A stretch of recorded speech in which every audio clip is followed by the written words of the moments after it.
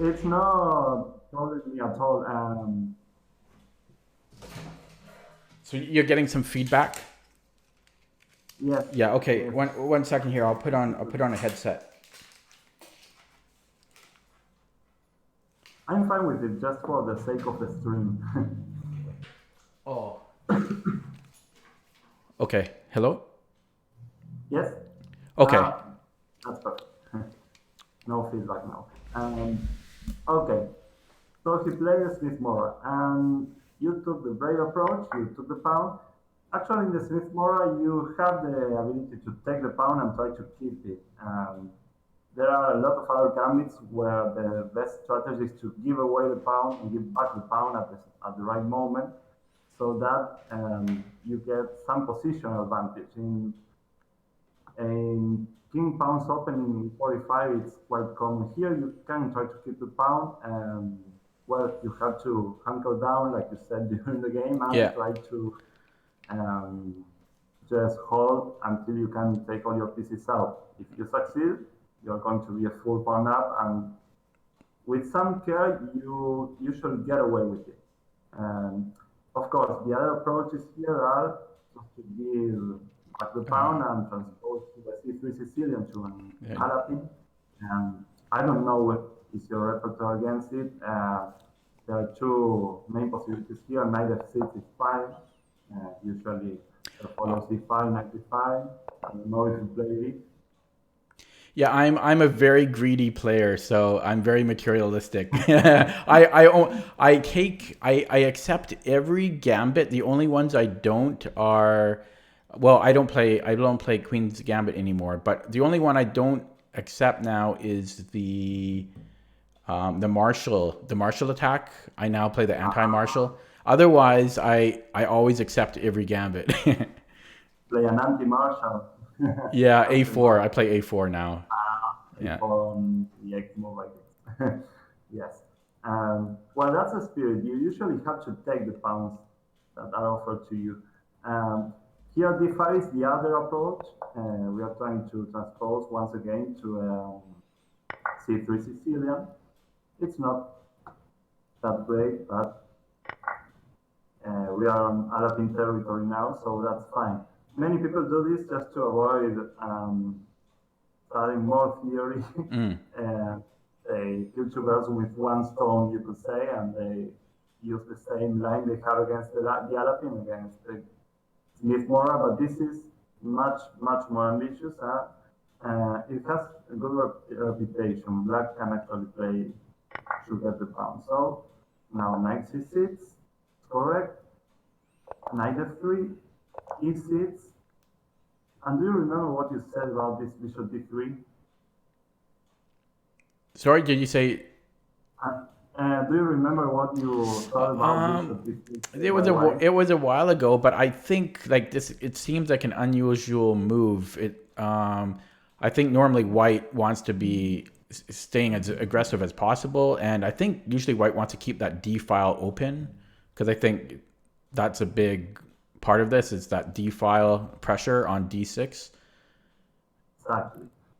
This bishop usually goes to c4 so that the queen still has the opportunity to hit the d6 pawn once the pawn gets there. And the bishop of c4 creates a lot of threats along the a2 gh diagonal. Um, Also after bishop c4, when black plays d6, white has the option of going with a bishop to f4 or to g5. And usually bishop f4 hits the pawn on d6 and creates some trouble. So white has to stay active, and that way uh, bishop c4 is the only way to do so. Um, Bishop d3 is too passive. Mm-hmm. Really, the bishop is doing nothing there, and it's going to be blocked by the e4 pawn all the way. And white doesn't have the time to play like this in such a risky gambit as the Smith Mora. He's giving you now a free hand to finish your development just as you wish. And you said that during your stream, you showed good understanding of what white ought to be doing.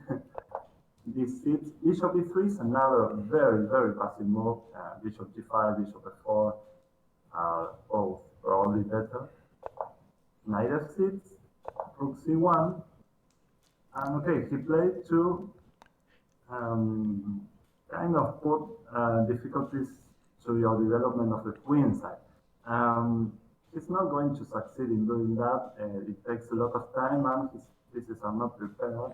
That's the first time I've seen rook c1 in the Smith-Morra. Yes, it seems too slow. He's not good. He's not going for the attack. He should be intending to mount. And you have a lot of ways of getting your pieces out on the queen side. We're going to get to that because you had some thematic ways of finishing your development there that were very plausible. And now bishop d1. You said it on the stream too. It's a strange move. And it's a very strange plan. Well, overall, he has moved the bishop twice. He's going to set up that battery on the b1, h7 diagonal. I did not consider that diagonal attack, that, what's it called? The battery. Yeah, I did not consider that could be a possibility. Yes, and well, there was no reason for you to consider it actually. It looks slow. He's going to take a lot of time just setting up the battery, and he's not actually threatening e5 at any point. We're going to take a look at that because that's something that worried you during the game, but well, that's one of the main reasons I wanted to take a look at this game. You castle, perfectly reasonable. He played castle 2. And well, here you spend some time trying to figure out how to bring your pieces out on the queen side. Well, namely the bishop on c8. That's the only issue you still have in this position. If you find a nice setup for this bishop and you solve the issue of the queen on d8, that has some trouble too because white has the opportunity of bringing the other rook to d1, and there's no good squares for the queen. That usually happens. But well, here you play b6, which I find rather interesting because it leaves the c6 knight hanging for the time, but there's nothing going on with it. You can really get away with playing b6. I don't know if it actually considered some other way of bringing your pieces out. I saw that you kept thinking for a while, but I don't know what you were thinking actually on the screen. I wasn't talking. Exactly. And then suddenly you played the 6. Can you think of any other way of deploying your pieces there? Well, when looking at it now was b6. It is dangerous because my knight is hanging there, and he does have his rook on c1. I did think that I could get away with it, though. I thought I could. But yeah, so another way to develop, I don't know. Like, I don't want to play. I'm very hesitant to play e5 because I think it creates a hole on d5. But it does open up my bishop. That's the only other way I can see developing the bishop. And I don't like my queen where it is now. I would kind of like to put it on c7, but because of the rook on c1, I'm also hesitant to do that. So I don't know. That's kind of how I came across b6. Yeah. Okay, it's a good train of thought. And it's really difficult to deploy your pieces here if you don't know some thematic ways of bringing them out. e5, as you say, is a bit worrying. d5 is a weak square. You're a pawn up though, so maybe you can get away with it. White also doesn't have that great control of d5 square. Maybe you can go bishop e6 next, and there's nothing to be worried about actually. As long as you don't take on d5 and allow for some tactics on the d1 h7 diagonal, you should be fine. But you don't need to give that kind of counterplay either. Here, one way of bringing your pieces out, which is rather typical, so that's why I wanted to review this, is bishop d7. As ugly as that seems. The bishop d7 is doing completely nothing, apparently, but as you said, you have to hunker down to maneuver your pieces slowly until they are all out and doing something. White doesn't have immediate threats. He has spent a lot of time doing, well, virtually nothing. That bishop d3, bishop d1, bishop d3 are all moves that don't achieve too much. And now bishop d7 has the idea of putting your queen on b8. On e8. On b8. Oh, b8. Interesting. Yeah. It's rather typical in some Sicilian structures because, well, c7 is not really available at the moment. It's so that the queen is out of the way there, and then you can bring your f8 rook to d8, and you're suddenly bringing all your pieces out, and then this bishop on d7 is going to go to c6 after something like knight d5. It's kind of common deployment of the pieces when you don't have a lot of room for maneuvering and you don't have good squares for the queen. So this was a viable alternative. For example, well, as always, chess is very concrete. It's a concrete game, and there are some calculations to do. Bishop d7 has one little inconvenience, and that you are not defending the d6 pawn with the queen, so you have to take a look at bishop f4 and see what happens. I thought of queen d8, all of the same, and after knight d5, now you can go e5. White has... Yeah, the knight isn't... Yeah, the knight's not controlling the d5 square anymore. Yeah. Yes, and you're threatening the bishop on f4, and suddenly you're going to go bishop e6, and now who has the better control of the d5 square? Then you go rook d8, and you're full pawn up. And then I guess the goal here would be eventually to push d5? Yes, that would be great. Okay. I don't know if you're going to get it, but it might well occur.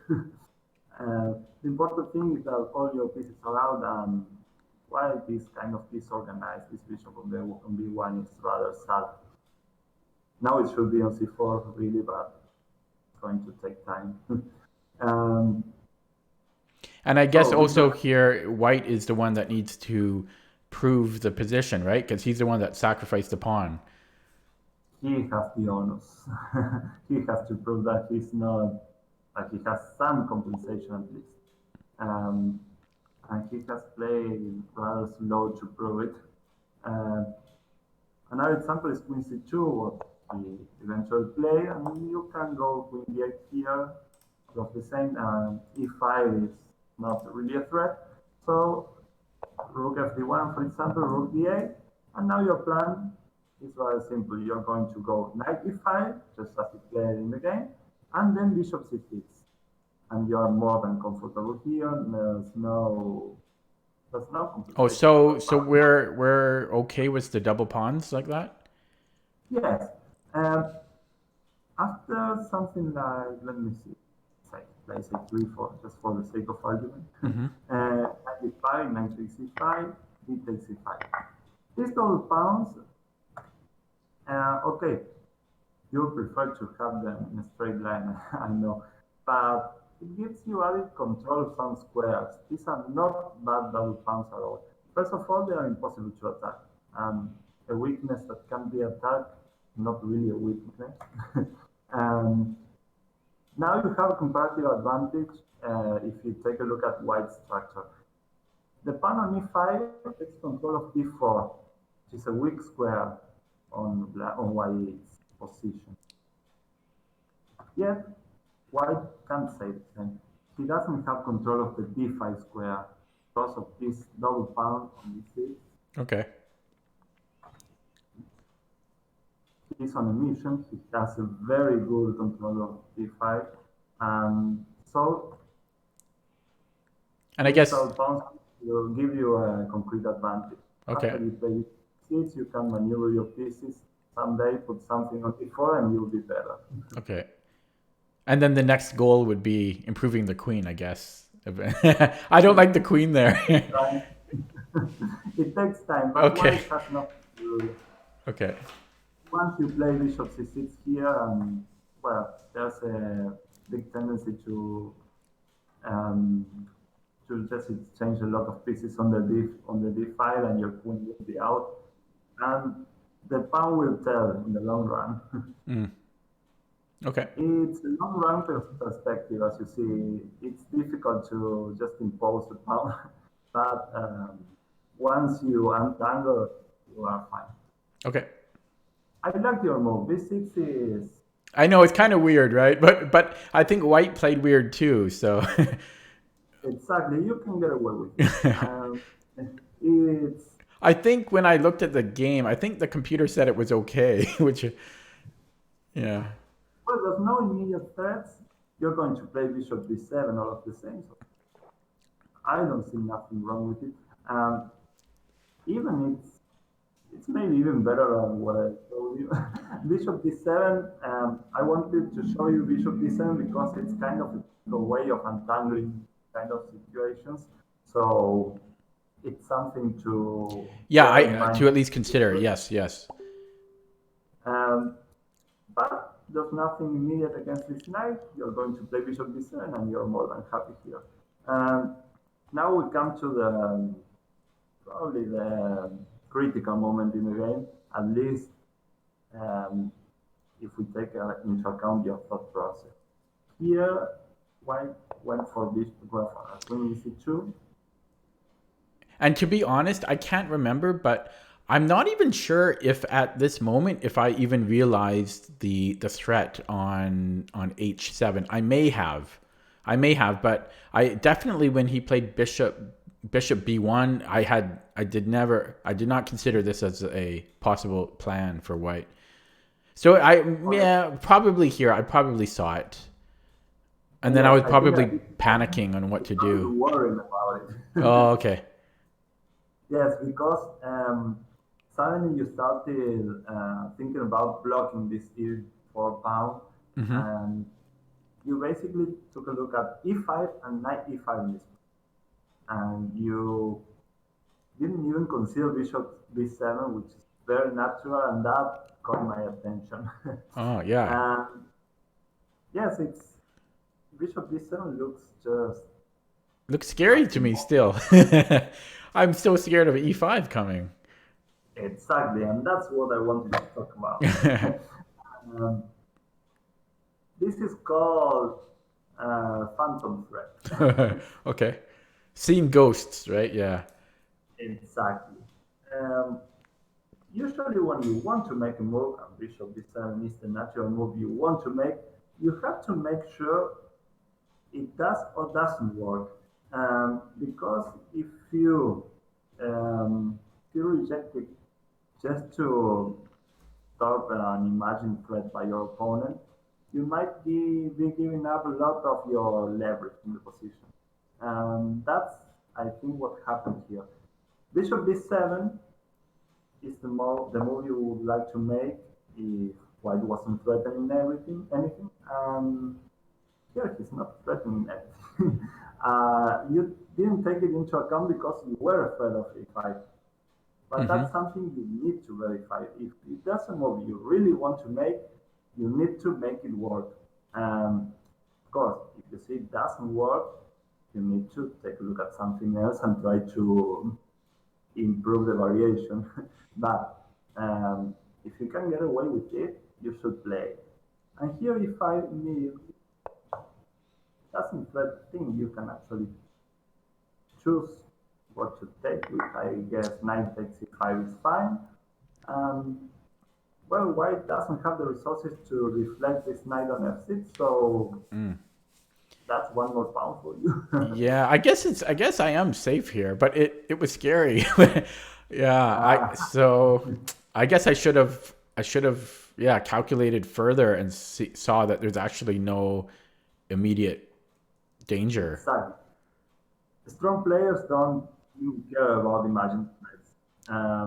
That's something that if you can assimilate that into your game, it's just a different ball game. You will start making a lot of stronger or quite stronger moves. Um, when you react to imagined threats, uh, you lose a lot of the leverage. Here, for example, you play knight e5. Mm-hmm. That's not a bad move, it's actually quite reasonable. But you were right in your comments. You're not feeling particularly comfortable. Um, Here, your opponent just swapped knight. No, he didn't swap knights. He played a very strange move, knight g5, and he probably should have taken on e5. After d takes e5, rook f3-1. Um, okay, you're pawn up. You're still pawn up. But your queen is not feeling comfortable. You still have some coordination problems. Bishop on c8. You have some holes on the queen side that Mm-hmm. maybe could be exploited. I guess you're fine here. Maybe you can play bishop d7. Well, there's nothing to win this bishop because of the pin. But you still need to untangle, and white has some opportunities to try to show that pawn is sort of compensated. I don't think it is fully compensated, but he's having some opportunities here. Um, we needn't give him those opportunities. He didn't take the chance. Uh, he played knight g5, and here we also have the same problem. You were kind of scared of f4 followed by e5. Uh, Yeah. Removing the defender, I definitely, that is certainly true. I am very scared. Like when I see a threat, I definitely, maybe I overreact to it sometimes, but yeah, when I see a threat by my opponent, yeah, I'm very scared. the natural reaction is to try to parry the threat immediately, but that's a temptation um, we have to get over. There's more than one way of facing a threat, and avoiding it immediately, parrying the threat is the most natural, of course. We all want to feel safe in a position that's perfectly natural. Um, but sometimes we can create an even greater threat, or we can just ignore it because concrete calculation shows that nothing is happening. So there you have at least three ways of facing a threat. When you limit yourself to one of them, you lose a lot of opportunity. Um, and that's something to take into account. Knight g5 here, I admit it looks scary. And the guy's looking to play f4 immediately. But it also is a strange move. I mean, this knight is very, very loose on five. And it's a move that if it doesn't work, white is asking for trouble. It's another loss of time. Um, the knight is dancing around the board with no destination. This might better work for white, or it's going to be a lot worse at this point. What do you think we could have done here For, for white? for black? Oh, Uh, well, first of all, I don't remember what I played here. So, well, let me that's think. better. You can take a look at it with fresh eyes.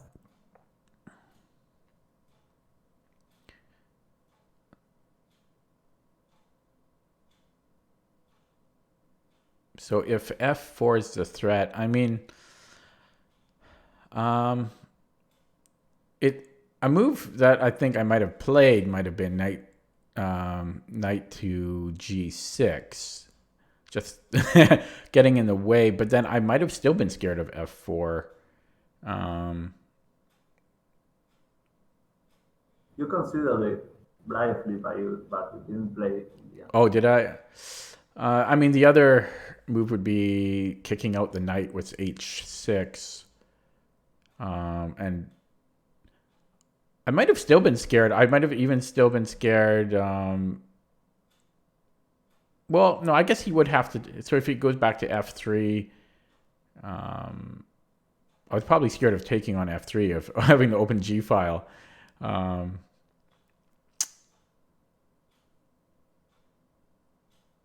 You actually play h6. That's what. And it's fine, I guess. It's perfectly sound. You're fine with that. You didn't want to play because it kind of loses like squares on the queen side, on the king side, and you're kind of right. It's not necessary, especially because you have a very strong move that kind of kills the attack and gives you decisive advantage. Just, I mean, there it looks like there may possibly be a discovery on the knight if I played knight d5.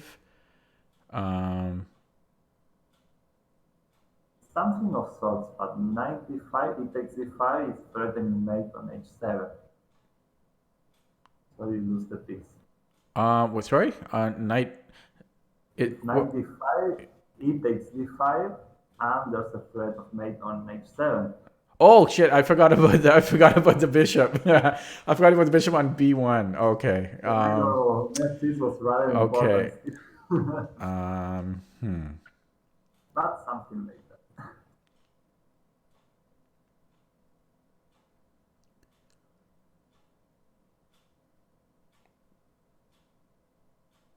Well, not sure if this is. It's just an idea, but there is knight g4, knight fg4. Again, just taking that the discovery of these two pieces, and we're attacking the bishop at the same time. That was a huge blow to White's aspirations. Knight fg4 was terrible. Now the knight on g5 is looking rather ridiculous. He has to go back or he just fall. And now you're going to play knight takes e3 and completely wreck White's structure. You're already pawned up, so now White positionally busted actually. This is a case where you can just ignore it, your steep threat. It wasn't really a threat. Play f4, maybe even then you could play knight f4. But here you can create a threat of your own and quite a strong one. The bishop on e3, well, is going to read change, and this double bounce will be horrible. If White, I don't know, knight f3, I guess. Knight takes e3, f takes e3, bishop f6, and now famous battery is in town. You have a nice blockade of the e4 pawn. Next, you're going to play bishop d7. Finally, you're going to take all your pieces out. You are pawn up. You have the pair of bishops, and well, White has not even. Do you think? Do you think a couple moves back? Do you think the Zwischenzug here of taking here, is this a little dangerous? Letting him open up this file. It looks much better for you all the same. But I would choose to completely bust his pawn structure to avoid opening the g5 for him. I mean, this objectively should be a lot better for you, if not winning still. But the other variation, well, I like it It's more safer, because, right? Yeah. Yeah, yes, he's just completely out of control. There's nothing going on for him. Bishop f6, completely blockaded, and bishop on d1 is looking kind of ridiculous at the moment. Now you can finish your development and yeah. Bishop g7, rook c8. Yeah, and you're positionally you're already winning. Of course, there are always tactics you have to be careful, but this is very, very bad for White, and now you can feel completely safe.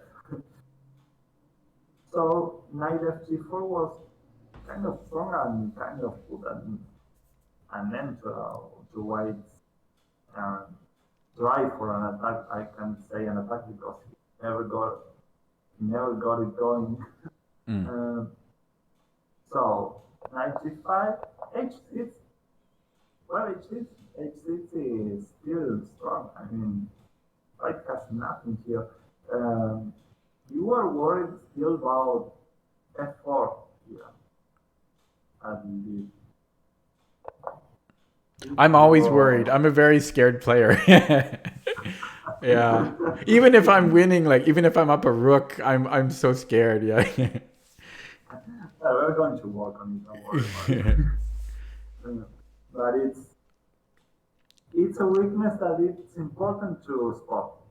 It's important to work on it, and you're going to make a lot of very strong moves once you shake that off. Okay. uh, it's all about concrete calculation, and it doesn't have to be that intimidating. And you're perfectly capable of calculating these lines. But first, you need to take your opponent. You don't have to believe everything he's doing. He might want to threaten mate, but it's not sure to work. His attack never got going in this game, and um, you shouldn't have believed him. After f4, what do you think you can play here? Well, his knight is already under attack, so maybe I can create another piece under attack. So possibly the knight either on c4 or g4. Then he's got two pieces hanging and under threat. Seems fine. That's very strong. Yes. There's this little detail that you are threatening to take the bishop and threatening the queen. That's important so that there's nothing on h7. So e5 is just the knight takes e3. You're right. Yeah. That's kind of crucial. So if he goes, for example, queen d3, well, now you have options, but if takes e5 way too easy. You are threatening to exchange queens, and of course he can take on e3 because bishop c5 and it's Oh gone. yeah. Yeah.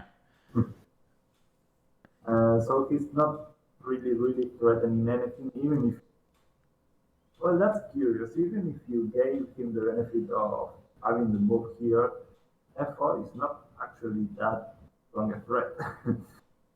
um, h6, he went for knight h3. Well, he still has his idea of playing f4, but now we are well armed to face it. Um, well, here you spend some time considering this position. You still were a little worried about f4, but you're doing fine. You have parried the threat, and you're still much better. Um, what do you think of this position? What can you do? Let me think. I was probably still thinking of f4 being the next move by white. Um,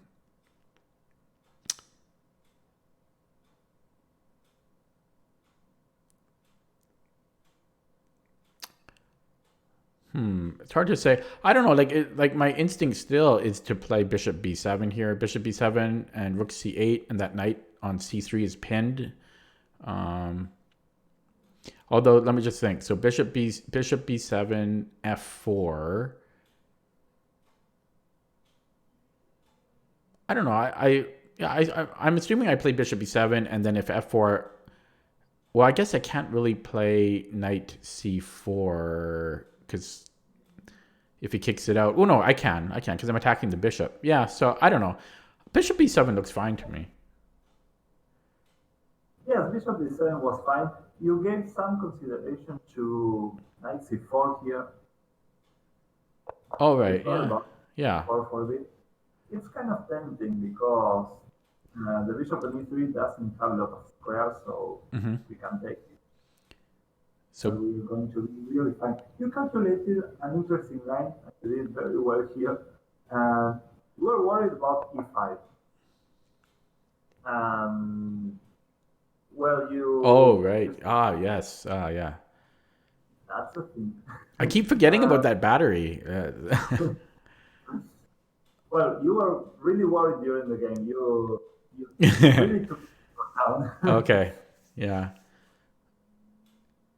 And Yeah. now, well, there are some threats. It's not trivial at all. But you Yeah. took a look at knight takes c3, and here you calculated very well because 3 is a very, very bad move. Uh, you saw f takes c3, and after d takes e5, which seems rather unlikely move, here Yeah. white has, Yeah, I'm scared of him sacking the exchange here. yes, you're actually helpless after this blow. Yeah. Queen h7 is soon to follow, and g6, rook takes it, g6 doesn't help either, so Hmm. you're actually lost here all of a sudden. Um, as well, knight c4, e5. Um, it's natural that after you see a line like that, you natural to get scared, but still you have to look for candidates. I don't know if you have heard about that concept of candidate moves.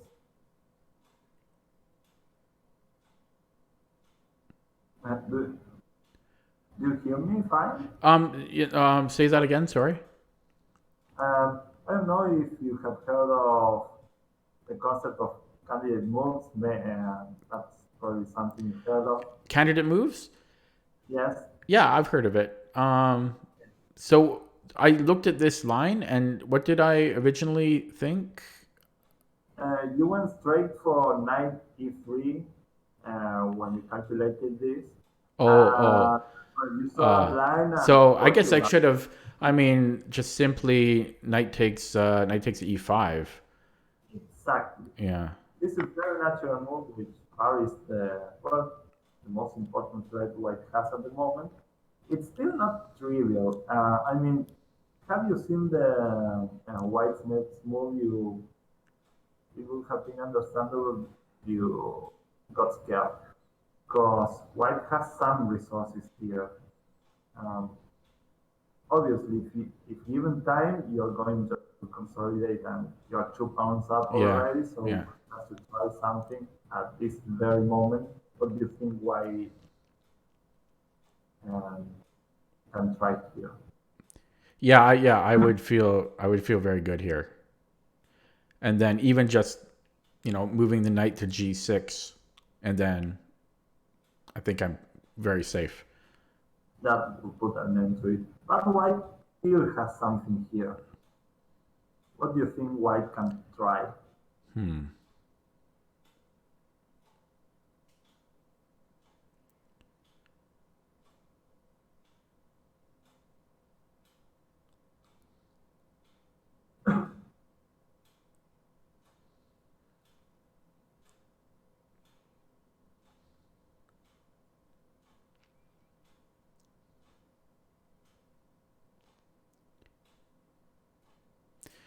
I'm just taking a peek at knight e4.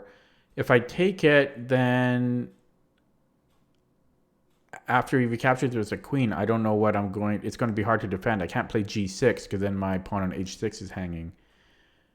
So possibly knight e4, even though it does seem a bit slow. But yeah. So after, but wait, knight e4 and then knight takes, queen takes. I guess I could always. Oh wait, there's a double Yes, again. my rook on I was a8. waiting for it. Yeah, yeah.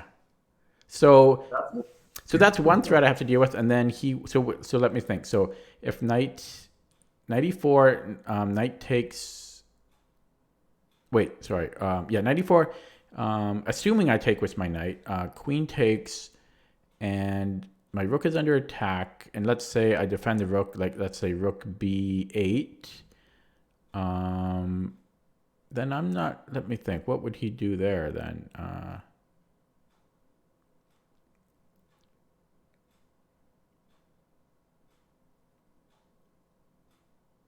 maybe I'm okay after that.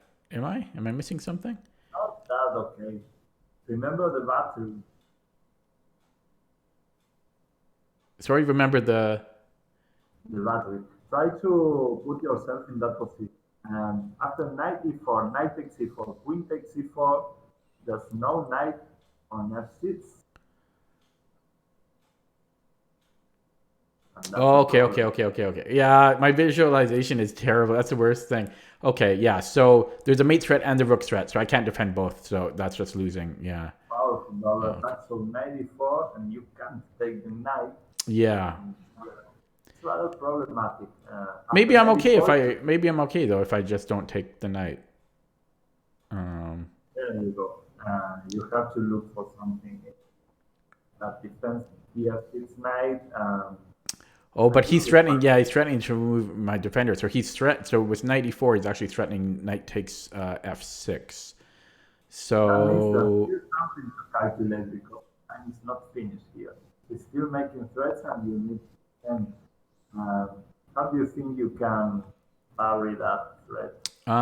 it's ugly, and I don't really want to do it. But one move I see is knight e d7. Exactly, 1987.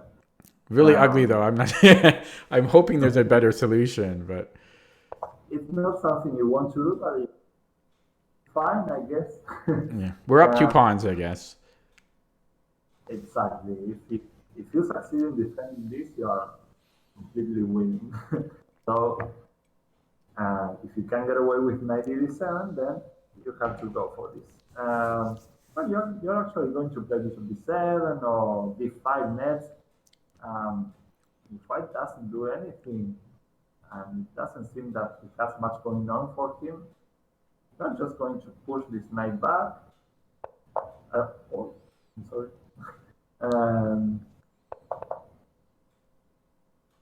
he could try queen c6, but after something like bishop a6, you're ready to play d5, rook c8, and well, not even the slightest chance for an attack for white. Um, so, well, where do I want to get at? After knight c4, you saw one line, but after e5, you were too worried to take a look at knight takes e5. It's understandable because the battery um, is worrying, but if you don't see that there's anything happening here, I'm sorry, I went too far into the game. We are h3 here. You actually played bishop a6. You could have played knight c4 as you calculated. E5 wasn't that worrying. You could take on e5, but of course you have to take into account this counterplay with knight e4 and just calculate at least some relevant, not very long lines to make sure you weren't within mate. Um, Once you're 2 pounds up and his attack vanishes, but you're going to win it. You play bishop a6, which is a very reasonable move. Bishop b7 was another one, and they just told me. He actually went for f4 here. Um, um, well, rook fd1 was clearly better, I guess. At least he has managed to bring all his pieces out, and the knight on h3 might go to f4. You're a pawn up, a healthy pawn up, but you still have to solve your queen's problem here. It's not that easy to make your pawn advance or to make it work immediately. So white can still play on here. He ran all his bridges with f4. Um, I see that you play the Sicilian. It's your main response to e4. Yeah. Yeah, something like that. Usually, well, you might get a lot of pawn pushes by white on the king side. f4, g4, h4, g5, and that's scary. I know I play Sicilian too, but you have to take into account that this kind of play also exposes white. When his pawn pushes don't work, he's going to be saddled with a lot of weaknesses. For example, f4, now the e4 pawn not that well defended if you think long term. And the bishop on e3 is literally hanging in the air. He might better make it work or it's going to be much worse. This is Smith Mora. He's found down, so well, he has to try something Mm-hmm. at some point. But it's not something to be scared at this point. It's something to embrace. And this is a good moment to try. And what do you think Black can do? Well, I think in this game, I mean, I remembered a tiny bit, but I think like instinctually you want to take the rook, but then I thought I saw something better was bishop d3. Um, I think, but then I think I was wondering what does bishop d3 actually do because he could just move his queen. But I might have, I was starting to get a little bit low on the clock here. I might have just played bishop d3 to get some increment back. I can't remember. So I either took the rook here or played bishop d3. I know that my knight is under attack. So I wonder if even if I had taken, no, if I had taken the rook. Yeah, I don't know. I don't think his threat on e5 is worrying. But then again, let me think. If I take the rook here and he takes back. Oh wait, no, sorry. If I take the rook and he takes my knight, I've got two pieces hanging, and so I'm up the exchange, but I've got two pieces hanging. So I'm actually going to end up trading two minor pieces for the rook. So that's not going to be worth it.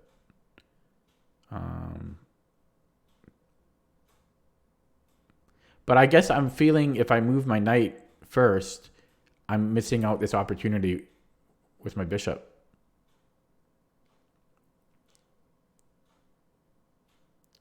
Yes, it all depends on concrete calculation once again. You're right, if you take on f1, bishop takes f1, um, f takes e5, and we are heading towards a position with a rook. Well, it's 2 pounds for a couple of pieces. Yeah, but yeah, in that exchange alone, though, it was just a bishop and a knight for a rook. So that's not worth it. You look something like this, but I think a better version because you actually got to exchange queens, and so and you were closer to an end game, and with white's minor pieces kind of uncoordinated, and with a couple of open files for the rooks, you were better all the same. Uh, the two minor pieces are not always better than a rook, let alone a rook and 2 pounds, and especially in an endgame where there are open fights for the rooks. Usually the rooks are very strong in those situations. Here you also have 2 pounds for your trouble, so you are perfectly fine. But if you can't exchange the queens, um, there are less chances for an attack with manual pieces. So you got into something like that, but you exchange queens in the process. And I think that was a good idea. f4, you have strong response once again. You haven't still mentioned the most natural moves Black has here. I know it's scary because if I is coming, but what about moving your knight?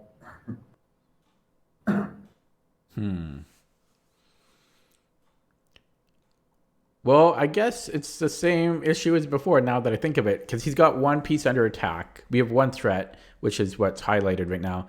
if we simply move the knight to g4, we're attacking the hanging bishop, and he's got 2 pieces to deal with. Although, if I'm looking at this, it looks like that could be solved here. But then again, if I simply take the bishop, we're trading down. We're already up 2 pawns, and we're winning the minor exchange there too. So I guess that could have been an option to consider. What do you think? I think it was the simplest way. Knight e4. The good thing is that he's not trying to play e5, so you don't have to worry about it because once again, knight takes e3. Yeah, queen's hanging. Yeah. Queen's hanging, and can't even. Well, now he doesn't even have queen d3. Yeah. So that is not possible for white. I'm sorry. So after knight e4, he has to defend the bishop, and that's quite a good result for you. If bishop d4, for example, now you can go e5, and now you don't have to worry about the battery. Finally going to be exchanged, but the rook is hanging on f1 too. The most natural is the move that you mentioned, rook f1. But well, once you trade this bishop on e3, well, first of all, it's your move, so you have more than one way of reasoning fine. Without a bishop on e3, you can even consider playing g6 and finishing all threats. Oh yeah, yeah, right. There's no bishop attacking h6. Exactly. Maybe even better if it's better to play d5, which might seem scary for you because e5 is coming, and you have this little threat here, bishop c5, that is way too strong. So if he plays e5, now you have bishop c5. Yeah. If he takes. If he takes, bishop e-check. He goes away, and now you can just go g6. He just doesn't have the result. I know it's not an easy line to spot. It was not the only way of playing. After rook takes e3, well, you have a lot going on for you. You change a very important bishop of his, and you can even go e5 here and just forget about the attack. Yeah. I would like that. I guess there is still knight e5 here. You still have to cope with. Yeah. Still, you have rook c8, and I don't know how much. Yeah. Well, I guess I could, as long as they don't take the knight. Well, yeah, I guess I could even take the knight. I'm still totally fine. Yeah, no, there's nothing going on here. You have to think twice about opening up all the position with your bishops, waiting for it to be wide open. Maybe I wouldn't take immediately on d5 because, liking the looks of g6, rook g3, I would rather not go with it. But I don't even have to take immediately. You can play rook c8, exchange a couple more pieces, that would be great.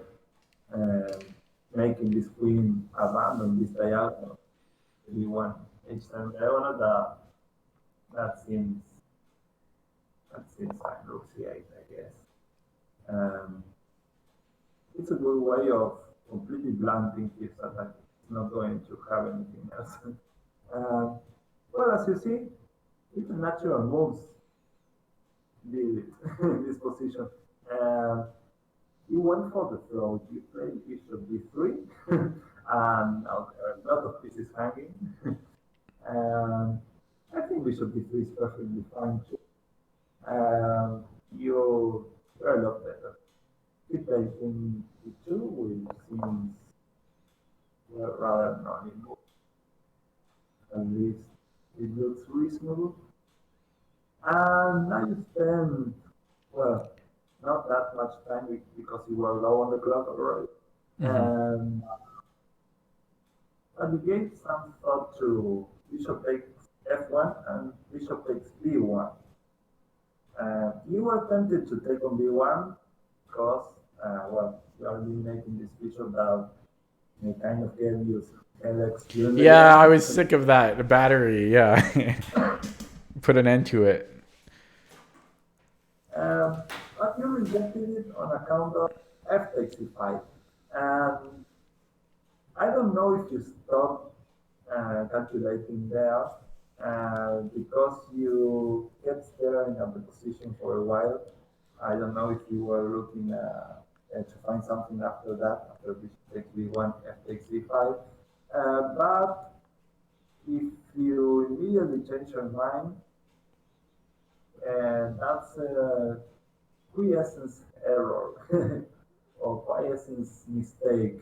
I don't know if you heard about Dan Heisman. He's a very renowned coach, and he tends to talk about a lot about mistakes in the thought process.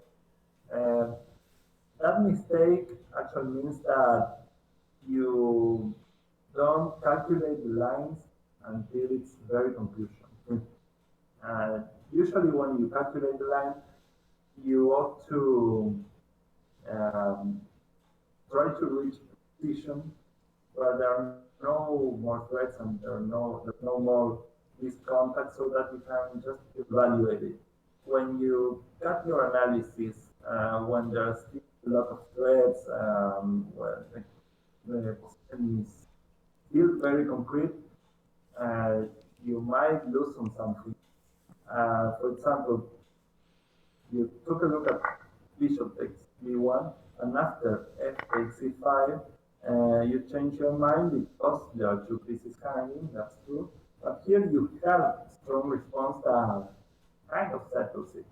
After this, you are completely winning them. Okay, I think I see it right now, which is simply attack the queen, so knight takes e4. Because we can recapture, yeah. I think part of the problem is like my visualization is really bad. So if you do it like move by move, I can follow along, you know. But doing once I start getting to like move three, three and higher, I have a really hard time visualizing, you know, the pieces, the position. Okay, some of them are still there when they are Yeah, taking the yeah, knight. yeah. Like you saw Also, before when you asked me earlier on, and then I forgot that the knight on f6 wasn't going to be there. Yeah, like I don't. I have those mistakes all the time. Okay, okay, that's something to take into account. Uh, okay, in this kind of games, you don't have the time to do it. Yeah. So It- they are classical, but they are still rapid games, truly. yes, yes. 16 is not going to give you a lot of time to calculate a lot of plans. Um, but think about on the board long games, it's not a bad idea to try to always be present on the position. That means after you go further into the line, try to know where every try to fixate the position in your mind. Uh, so it's really preferable to calculate just two moves ahead, but have the position very clear in your mind than to go further and further and further. And you miss out on a lot of things that are going on, and there are a lot of intermediate moves that usually are overlooked. And um, and it makes sense when you're in the middle of the game and you're trying to calculate the line uh, to do it gradually, so that when you advance a couple of moves, take your time to say, well, where are my pieces? What is exactly the position? What is threatening? And when you start relating your pieces to threats or to squares they're covering, it's easier to know where they are and to say their positions on the board. And that's something I tend to do when I when I start going far into a variation and I'm not really sure where the pieces are. I take a moment and say, well, no, let's just stop a bit and let's try to actually know where everything is. A pound on the wrong square is a disaster. And that's what I told you about the step method. When you calculate, once you feel that you are not, you don't have the decision clearly in your mind, it makes sense to set a step where you keep calculating, but you need to have that position very clearly in your mind, and spending a couple of minutes on technique is not a bad idea. Okay, so let me just make sure I understand you correctly. So you're saying when I'm calculating something and visualizing it, and when it starts to get, I call it fuzzy. When it starts to get fuzzy, you're saying I should take the next step and like basically stop the calculation and just commit to a move. No, before you go further into your calculations, try to fixate the position in your mind. Don't go further if you're not sure where everything. Oh, so okay, so verify the position. Make sure that you. Exactly. That's the step. Okay, I see. So once it starts to get fuzzy, don't try to keep moving forward. Exactly. If you have to go backwards, it's. So you're saying it's very important that I'm 100% sure of the position before I proceed further. Makes sense. Especially when it's getting really fussy, as you say, and you're not very sure what it is anymore. And that's a good call for attention. Maybe a good time to take a step back and verify where you are. And once you have the position clearer in your mind, you can resume your calculation and try to go deeper. But a common mistake is to try to force your way forward. At once. Exactly. Bishop takes d1, f takes e5, knight takes e4, knight takes e4, bishop e4, takes e6, and you don't even know where you are anymore. Okay, yeah. And maybe you lose a lot of. Okay, so then when things start to get a little bit fuzzy, a little bit unsure, then that should be like red flag that I should go back in my mind and start back from, yeah. Even found out of position could create a very wrong impression of what is going on in the position. So if you go too deep into the variation, first of all, there's no guarantee that calculations are correct when for the variation. I don't know who was it that said that every line that you calculate further than 3 moves is certain to have a mistake. I think it was hard. But it's kind of true. Sometimes it's more important to be thorough and to be sure about where your pieces are and that you're seeing everything correctly than going too far into a line. That method, well, actually it worked for me. Just to take a step back, breathe, try to know where everything is, and then do the calculation until the very end. So that is from a specific book? Well, the steps method is from Improve Your Game Now from Pistol. It's a very specific technique for calculation, and it's related to this idea. His argument is that when you're calculating and you reach an important position where there's a branching of a lot of lines, that means you are in your head, you are in a position that is 2 or 3 moves away from here, but it's a position that still needs to be calculated. There are a lot of lines. So he suggests that you take a step on that position, you try to take that position, and from there on, you keep calculating. But first of all, you need to have very clear in your mind what the position looks like, so that you don't have to go back to, you actually have over the board once and again. It's a pretty advanced technique, but from that idea, I guess you say the advice of trying to take the position after you go further because it's really important just to not lose yourself in the wild jungle of variations that Mm. are usually happening. Um, I find his method not quite convincing.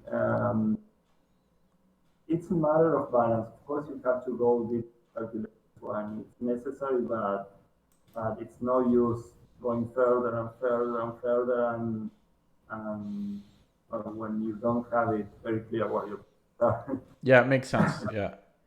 Alessandro, we've hit the 1 hour mark. Oh, I'm fine to keep going if you like, but I know it's late there, so it's up to you. It- we could go on. I don't have any. yeah, so maybe we can do 1 more hour. We can do 2 hours today, Okay, if that works okay. for you. Okay, what time is it over there? One Oh boy. a.m. Okay. Okay. Okay. That's fine. I'm good. So here you have knight takes e4. Well, it's kind of very convincing for black. I like this line because it's easy. the material uh, the material balance is much easier to handle than a rook and plus 2 pounds versus two minor pieces. So this is here to me. After knight takes e4, bishop e4, for example. Well, there's no really any danger here.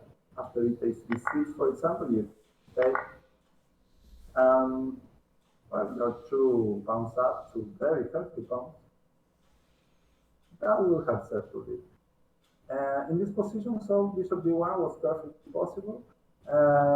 You play bishop takes f1. Well, as I said, this is better if we compare it to the direct bishop takes f1. I like your intermediate bishop d3 because now you get to exchange queens. Talk about f takes c, d takes c5, queen takes d8, rook f takes d8. Maybe, well, Yeah, the trading of the queens wasn't part of the plan, but it's a nice byproduct. yes, it ultimately favor you. And now you don't have to worry about an attack with a queen and minor Yes. pieces. Well, endgames, or well, this is to talk about a pre-endgame here. There are a lot of minor pieces. Hmm. There are a lot of pieces on the board, but as well as you reach the endgame, um, the rooks tend to be stronger, especially if there are open files. Here, the D file and the C file are open, so you are going to put a rook on C8, the other one on D8. And if you compare that to his minor pieces, you are doing very well here. This knight on H3 is rather sad. It's not a good piece at all. And it doesn't even have a nice to go back to the center. It has to play knight F2. Hmm. 93 is not going to be easy to achieve with the D8. I don't know. Uh, it looks bad. The bishop of B1, well, completely blocked by his own pawn. So his minor pieces are not too impressive at all. You have rook and 2 pawns for the two pieces, so you are still a lot better here. And you play very well because you knight g4 and you put him in a really bad position. This is a tough decision for him because either he gives away another pawn, and there are already three of them, Yeah. and it's too much. Or he gives away the second rank because it plays something like bishop g1, rook d2, and that might be over soon. I guess rook c2, you could go on with rook a8, Hmm. and you're already threatening rook takes c2, followed by rook d2, and well, you're going to clean up the pawns on the queen side. Uh, So ultimately, bishop takes f1 was strong too. I like bishop b1. You you were tempted by it also, but well, knight b4 is what escape you are tempted there. And either way, you're much better here. He played knight f2 and made a huge blunder. Well, this is not interesting anymore. But It was, yeah, it was weird because he had so much time on the clock. I think he was trying to, sometimes players will play quicker just to pressure the opponent if they're low on the time. It's the only thing I can nine, think of. 9 minutes against two. Okay. Well, nothing going to stick in here to have increment. Okay. Bishop g5 Yeah. check. Well, he was alone. Oh, I remember this now. How do I remember the game for some reason? I think, yeah, I don't know why I totally remember this. So I remember here it was kind of this might not have been the best move, but I was baiting him into taking my knight. I thought, because if he did take it, I know I'd be up a clear rook. So yeah, I remember that now, that I can totally just leave the knight there. Yeah. White probably kind of gave up hope once his queen was off, I think.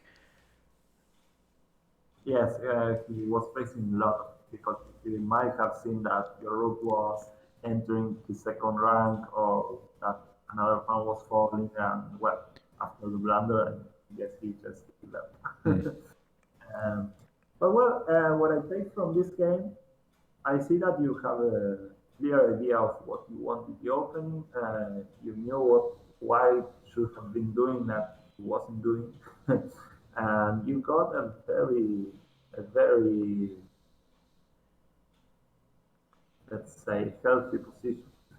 um, well, I think the root of your slight problems, because it never was at any point of this game, but the root of your problems were was this fear of threats that weren't there, and that's what prompted me to take a look at this game, and that's something to work on. I want the relation to this. Can you move to the other study? Sorry? Can you move to the other study? Okay. Do you mean the second chapter?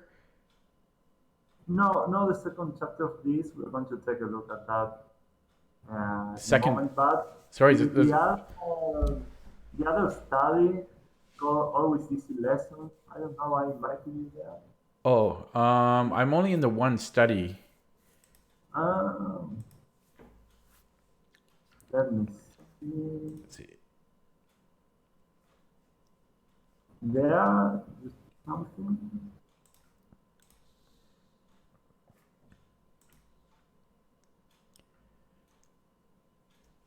Okay, let me check. Oh, you're still in that study. I invited you to another study called. Okay, let me. No, I'm only. You only invited me to this one study. Always Easy Lessons. Could that be? I see 2 other chapters in here. Yes, I know. I'm talking about. Let me see. I see you here, but I'm going to tell you from this one and invite you again. Okay. Yeah, because.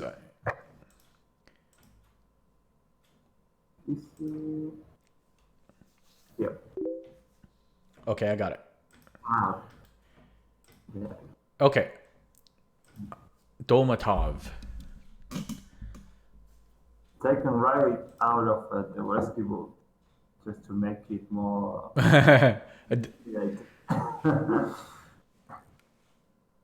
It's advanced stuff, but I really like this example because when I looked at your game, I immediately remember this. This happens at all levels.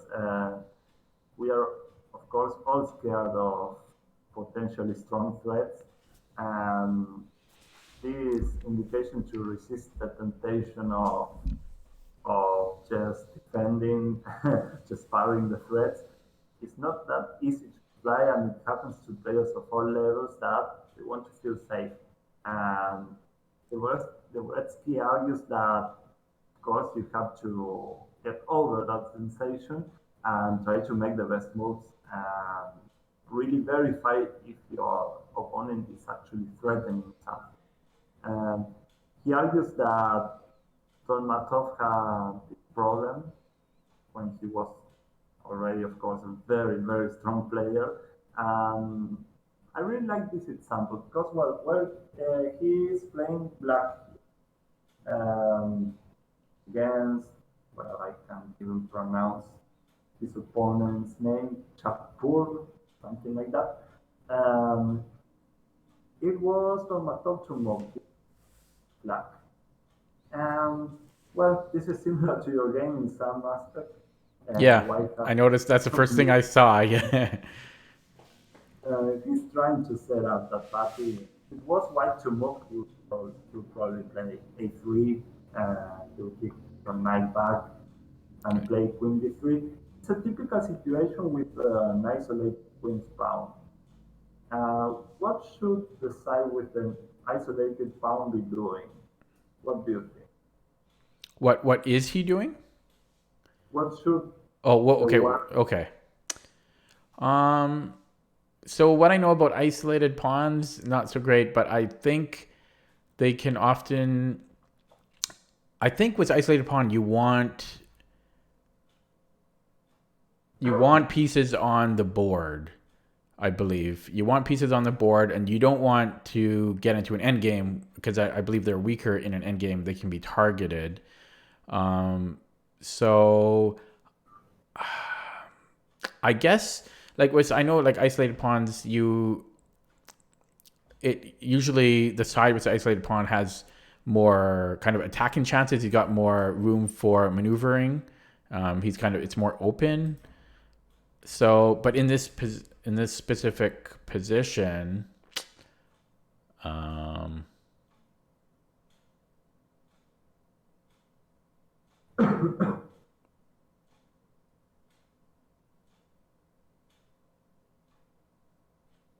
But you described it pretty well.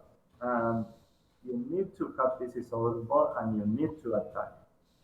Uh, an isolated pawn, any isolated pawn, is a theoretical threat, weakness. I have threats in mind. Um, well, by definition, he doesn't have companion on the 5 meters. So he's not going to be defended by anyone anytime soon. Into an endgame, this is a problem because all of your stronger pieces are needed just to defend this little pawn, and that is a huge problem. The, the square in front of the pawn is key. Uh, Once white doesn't have any attack, a blockade on the d5 square basically kills all counterplay for white. On the other hand, the pawn on d4, the isolated pawn, very specific and very important kind of isolated pawn because, well, it appears in a lot of openings um, and gives you a space advantage on the center.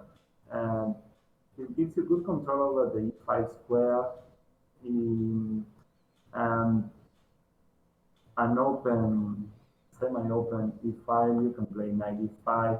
Once you kick back this knight before you're going to set up battery on b1 h7. And well, white needs all of this because it has to create. It can't just wait for black to exchange some pieces and put pressure on d4. So you actually got it right. It's especially important to keep minor pieces on the board because this pawn on d4 suffers a lot when there are only heavy pieces on the board. So black typically wants to change at least a pair of minor pieces to, well, to away from white some of his potential. And at this moment, it's not that easy. Black still has to deal with this bishop on c8, a problem you had in your game. And how would you do it? How would you? You're saying the bishop on c8 or b8? On c8. b8. This bishop on c8 is the last piece you need to play. But, I want to take this. And I take. Yeah. Thank you. Those are also annoying. Some point. Yes, it's black to play, and he still has to deal with the fact that his bishop on c8 isn't developed. How do you do it?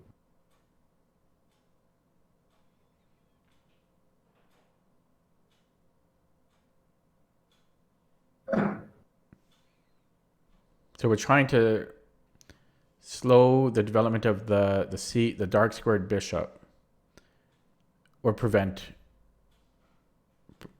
it.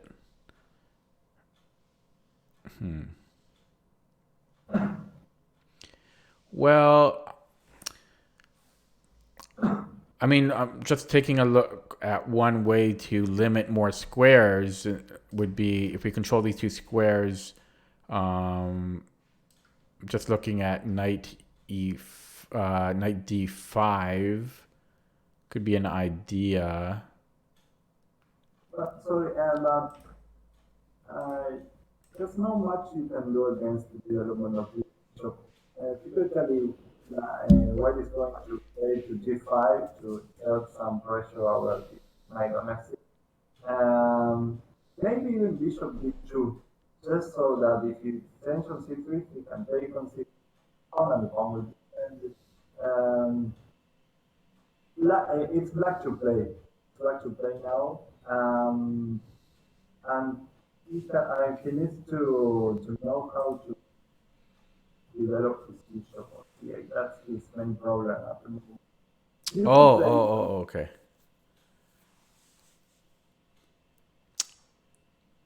Well, I mean, it might be nice to put it on, to develop this bishop on a6, which again would be my b6 move again. But I don't know. It's whoops, I didn't mean to do that. But even so, yeah, I mean, I know that last game you were showing some ideas with bishop d7, but I still think the bishop here, like I think if it had access to these two squares, would make a lot of sense. Because if we get it on b7, we're creating some, we're controlling this diagonal, and if we have it on a6, we're threatening the skewer, and then I guess if he defends here, we can just we get the minor exchange here. So I'm liking b6 still. Yes. Well, now you have the move you want to play. You want to play b6, and you're right. B6 followed by bishop a6 is allowed, or bishop b7. And usually in this kind of structure, it's good to have the bishop on the long diagonal. Here you also have this practical opportunity. Just in this specific position. So this is a very desirable. Donald actually played bishop b7 because he was afraid of something after b6.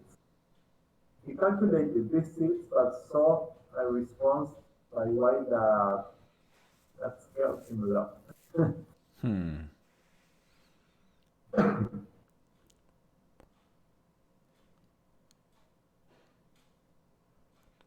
Wondering if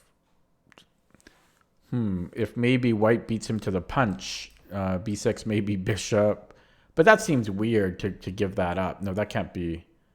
I mean, he would get his knight here, but he's giving up the bishop. But he'd be taking his tempo.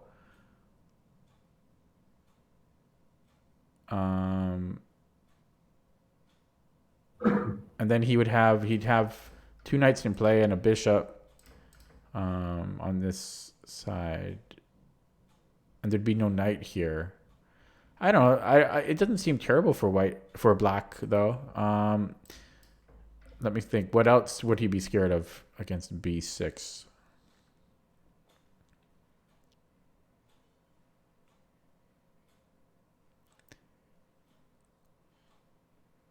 I know that if he kicks out our knight, no, well no, that's not a problem, because we would have bishop a6 still. So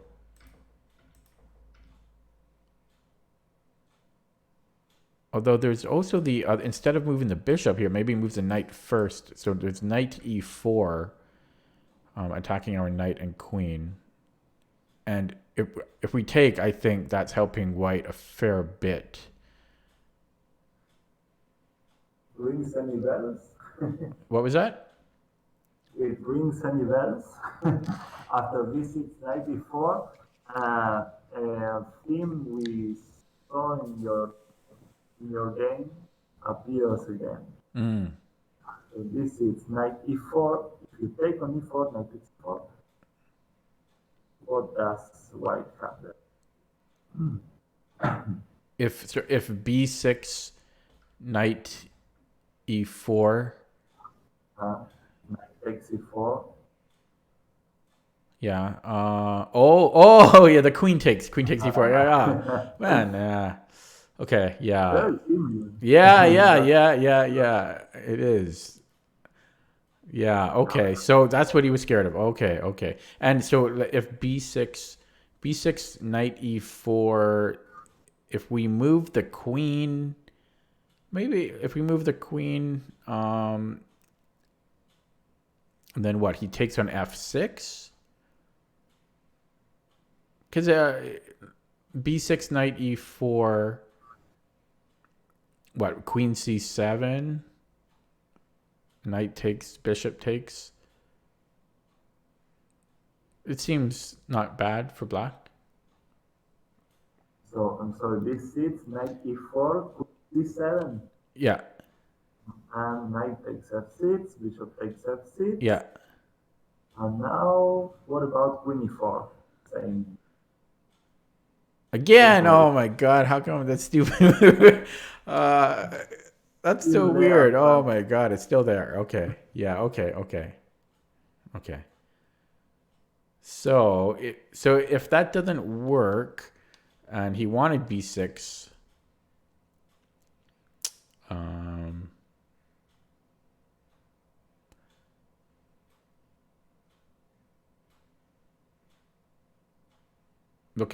looking for an alternative.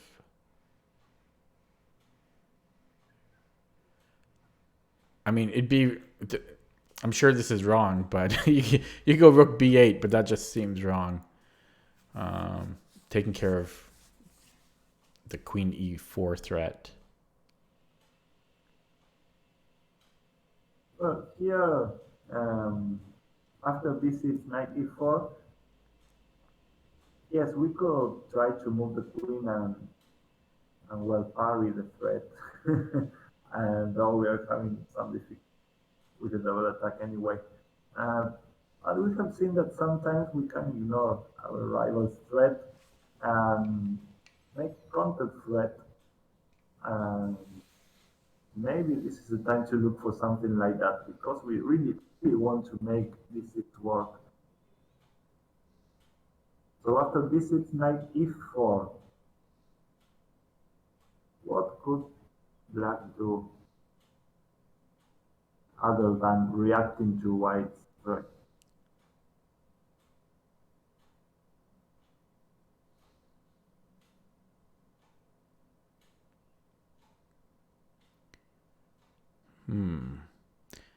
There may still be bishop a6 on the board. So b6, knight e4, bishop a6. If white takes on f6, I think we can just take it with no problems, it seems. Hang on. Hang on. No, I don't want. I don't want to fall for queen e4 again. So let me look at that again. So b6, knight e4, bishop a. No. I'm okay because the rooks are connected there. Exactly. Now Yeah. that we played into base6, the rook is not hanging anymore. Yeah, and then if knight takes f6, bishop takes f6, we're still. I mean, we still have that skew. Well, that we still have that attack on the queen and rook, and if that, I guess bishop. Well, if bishop d3, we just take it with the knight. So it looks like it works. It looks perfectly fine. Yeah. After this, it's 94. Bishop a6. White could take the queen on this 6 too, but after bishop e2, bishop takes Yeah, we're attacking the e2. rook. Yeah. Exactly, and the knight on this 6 hanging too, and well, white is in some trouble. Even if nothing falls, still uh, black has succeeded in strengthening queens to the very least, at the very least. And that's a huge achievement in a position like this. We are heading towards the end game. We're going to start threatening the guy here. So that worked. This six was very fine. You might think that actually Dolmatov saw knight e4 and he didn't take bishop a6 into account. But he actually saw it. Would you believe that? He saw bishop a6. He saw that this was perfectly playable for black, and he might be better here, changing a couple of pieces. And he has a good hold of the d5 square, so there are no threats of advancing his pawn. His pieces are all out in active places. So why he repeatedly rejected? His explanation was that he was afraid of this. He didn't want to pursue such a forced line. He wanted to play positionally, so to speak. And so he went for bishop d7, which is a clearly inferior alternative. I mean, okay, maybe you can go with the bishop to 6 square, but then this knight doesn't Yeah. have you going back here. He's going to have to play knight b5. That's really not the idea. And um, now black really has to deal with knight e4, and he's going to be subjected to some kind of an attack. I wanted to show you this short episode because it happens all the time, and virtually in positions that doesn't seem so critical. This is definitely not a critical position. There are a lot of options, and even after bishop d7, black is fine. But this mistake of judgment of holding back from a move uh, because of fear, it is something that has to be polished. And even strong players, very strong players, on the top. I don't know if it was grandmaster at the moment, but he might not have been very far because he won this tournament, and they were tournaments in the Soviet Union, and they were all very strong. And so he couldn't have been a very bad player at all. But he still had this problem, and I found the comparison with your game very Yeah. interesting. Yeah. Uh, Even something Yeah. that I'm certainly Domatov here. it's like he went over it. He went over it, and well, he's gone not now. Maybe we can move to the other study again and making you jump from one place to the other. The okay. The Semanyak Daniel. I wanted to see Oh, this game with just for fun. okay. Maybe we skip, yes, maybe we skip this one. And well, I'm sorry. And this was a rapid game, Okay. 10 minutes. That's my favorite time control. Oh yes, you like Yeah, rapid yeah. and with no increment. Oh my god, I can't play without increment. Against just for fun. Well, he was very provocative. You played e4, e5, knight f3, queen f6. Oh yeah, yeah. I mean, come on. I was happy. Yeah. Still, you almost punished him very swiftly here. Knight c3, c6. This isn't looking very Yeah, good for it him. reminds me of the games you play when you're a kid, right? Uh, shouldn't get away with. Yeah, so uh, after okay, sorry, go ahead. oh, tell me. No, no, I forget. No, no, no, no. Just go ahead. Yeah. Okay. D4 is fine. You have everything here. You have an advantage Yeah, of space. I'm eyeing bishop g5. His queen is definitely not comfortable there. And if that this is this kind of situation, okay, your opponent has made a lot of very provocative, crazy moves, and it's time to smell blood. Mm. um, it's been a lot of really provocative moves. C6, D5, Queen Yeah. F6, D6, King F6, especially Queen F6. Uh, Yeah. now he might be dropping some point. You didn't immediately take advantage, but Y- maybe you can. Well, if I remember, I mean, I'm cheating here because I remember analyzing the game after, and I believe bishop g5 immediately was Well, yes, was the way Bishop forward. D5 is a straightforward. Bishop D5 immediately. Yeah, because we're immediately threatening mate after he moves his queen. We're threatening mate if we recapture the pawns. We're threatening mate on d8. Exactly. Queen sits, D takes C5, and he can take on D5. Yeah, so we're He up a can pull pawn. back Yeah, a pawn, and well, he still has to do something with virtually every little yeah, piece yeah. in the background. And so he completely busted here. You play D takes C5. Mm. It might be a little more imprecise, but you're still ahead here.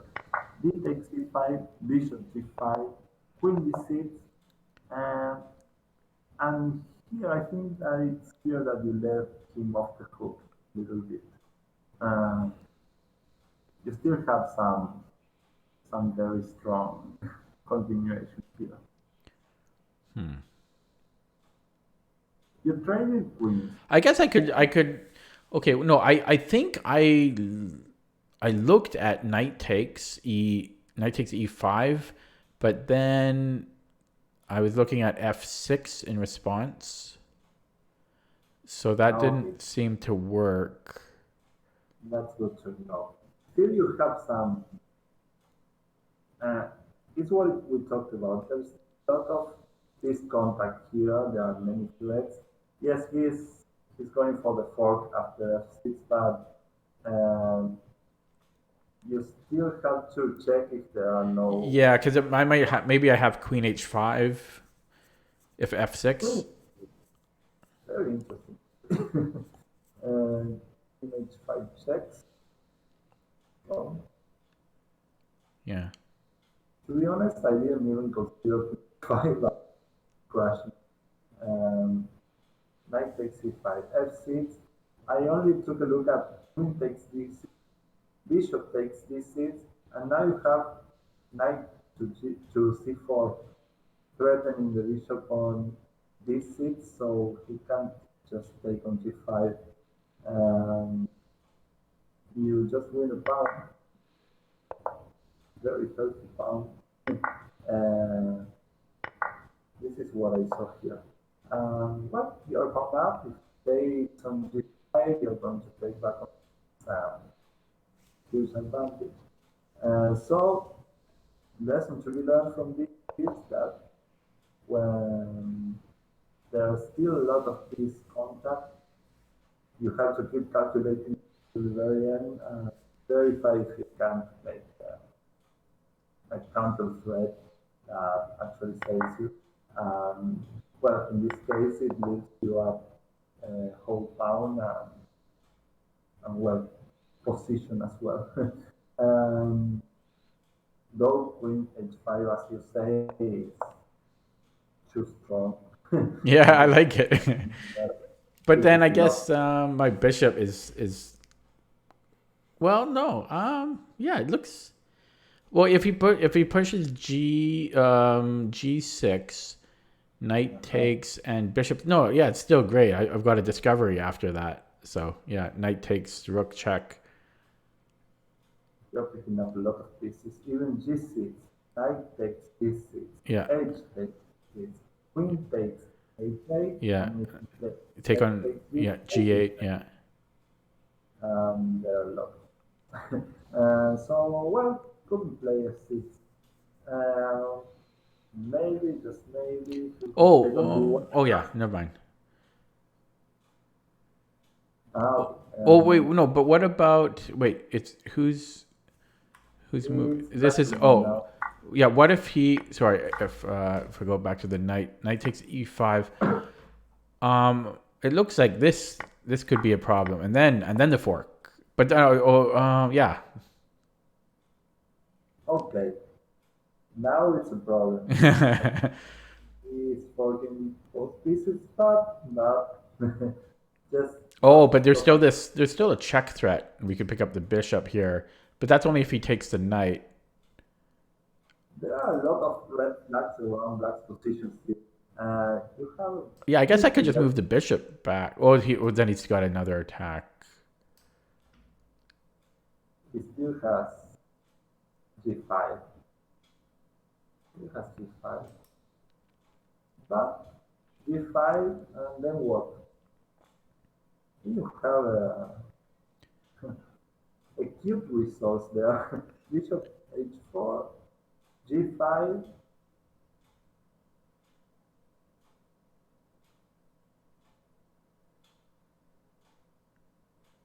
There's a nice resource after that.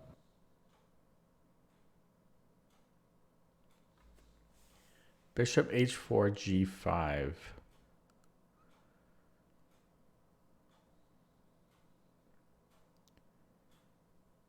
Hmm.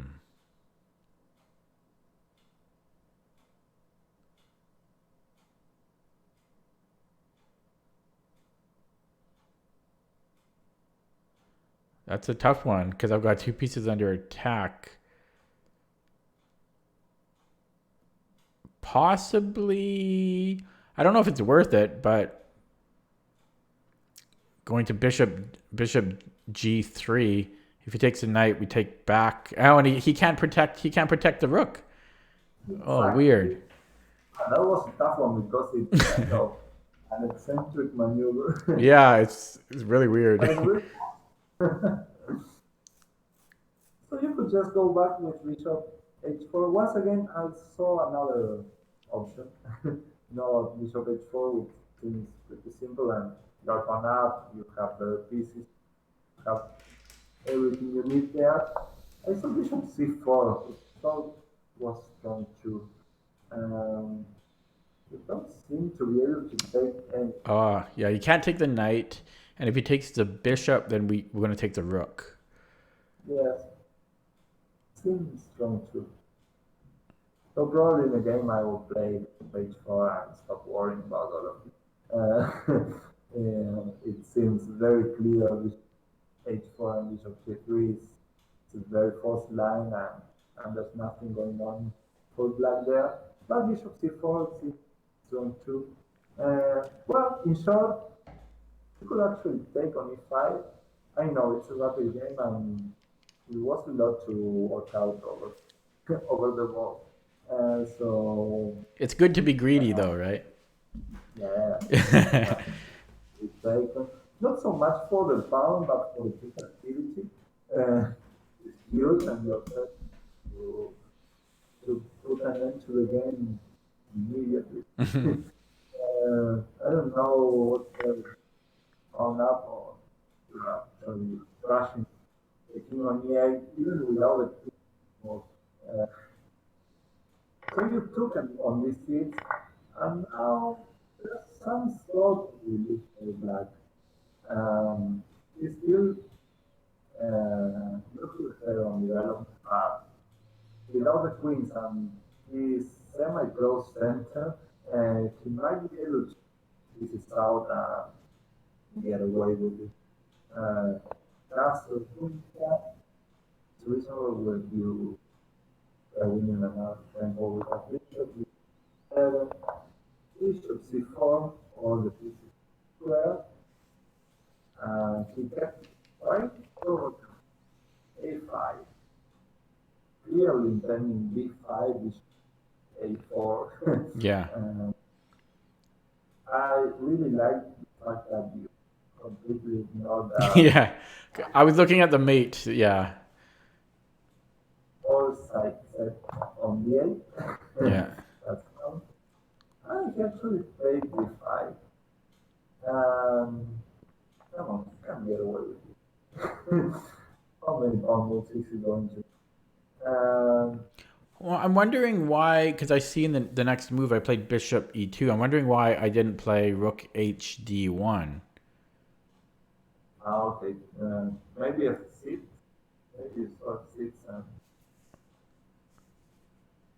don't know.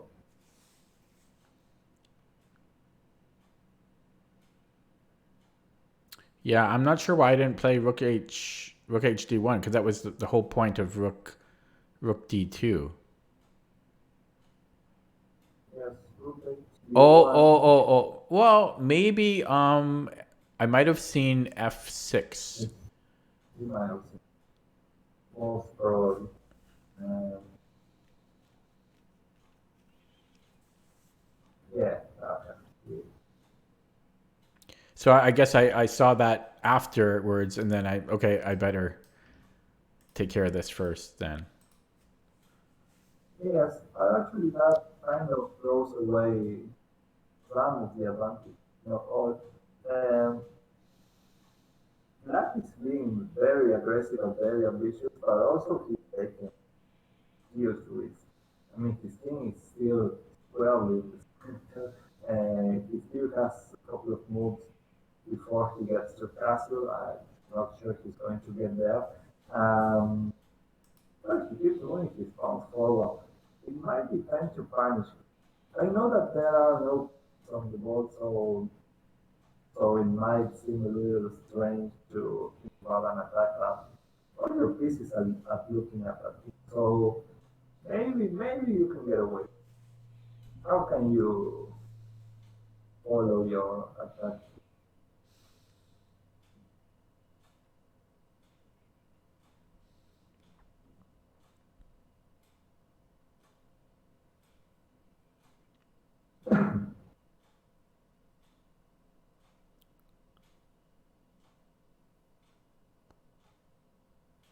Hmm. Let me just get rid of these arrows. So instead of bishop e2, you mean? Exactly. Bishop b2 gives him time to develop and, well, he's able to breathe a little bit.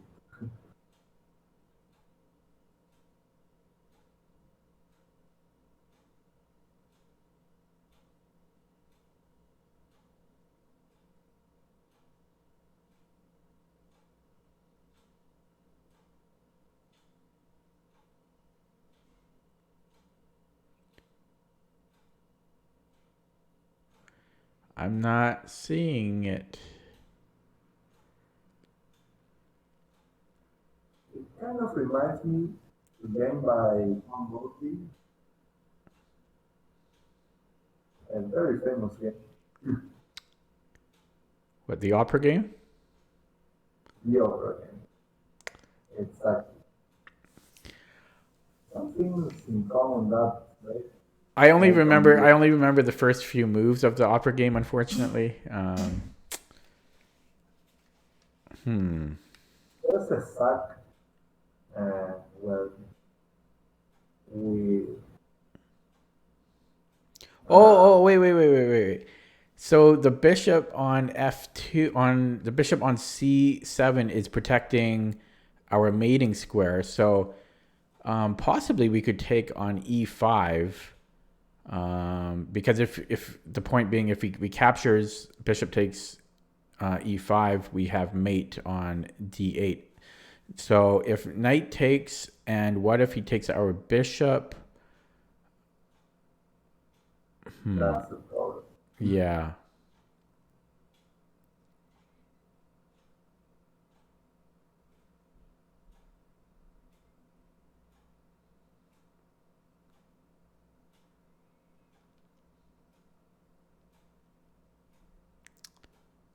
Well, one way or the other, you have to make inroads to that king on E8. You have to open the position so that you can make recipe. Yes. Yeah. It's cool. Um,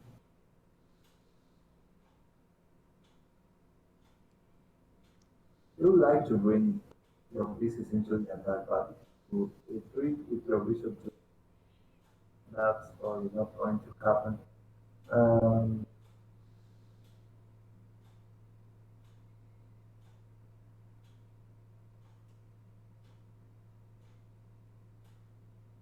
I'm just taking a look at knight takes B5 and checking there, but it looks like, he could just play, let's say, knight D7.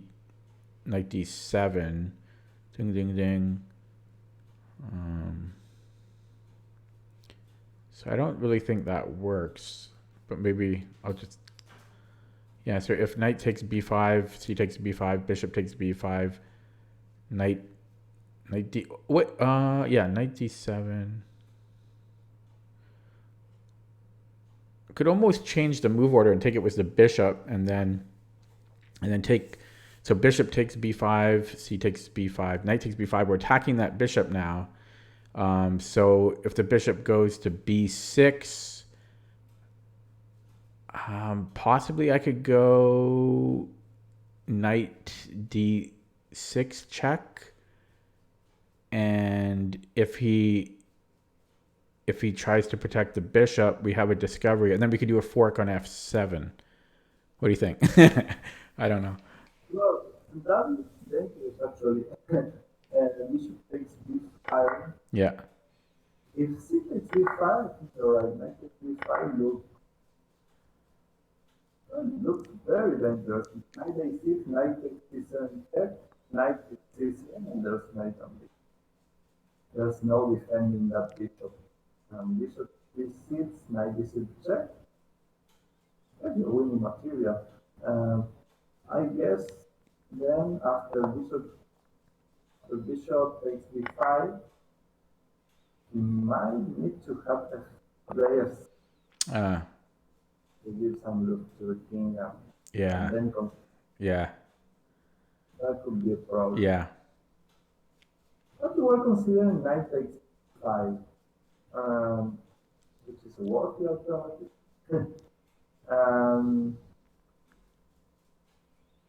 You started it too soon. I do that. Yeah. Okay. It's So it's a new nine and it's not so easy. yeah, because I didn't know the follow up. So knight takes b5, c takes b5, bishop takes b5. He could block with the bishop or the knight, but I'm just saying knight first. Okay. Then you can put some more pressure on this 7 because Then just rook hd1.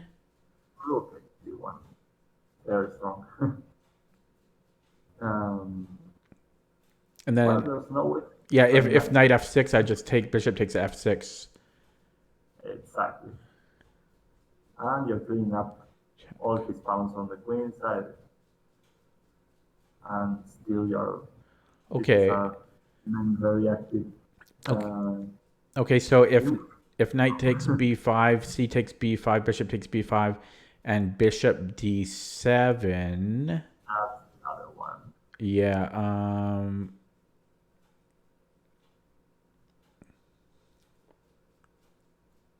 That's a very nice. Oh, what if just bishop takes d7 and knight takes d7 and then rook h d1.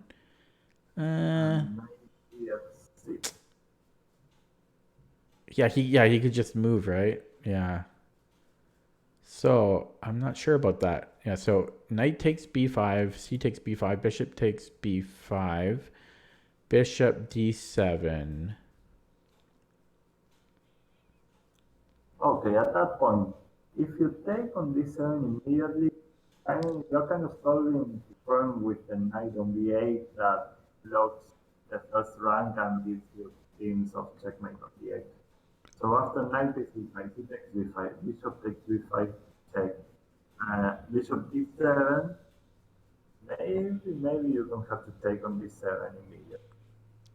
Yeah, I was looking at that. I was looking at that right now. So I was thinking if I ignore it and play rook h d1, I still have that threat of rook d8, and if he takes back, then rook d8 mate. I think. Very nice. Yes. So he can put the bishop on d7 either. If he plays like that, well, after rook hd1, he's dropping that bit. Actually, and the result is very similar to the other line. You're winning a couple of pounds. You're breaking into the seven fives with your rook, so you're more than fine there. Knight takes b5 looks very strong. Maybe you have to verify c takes 5, bishop takes b5 check, king f8. Maybe it's the last try for.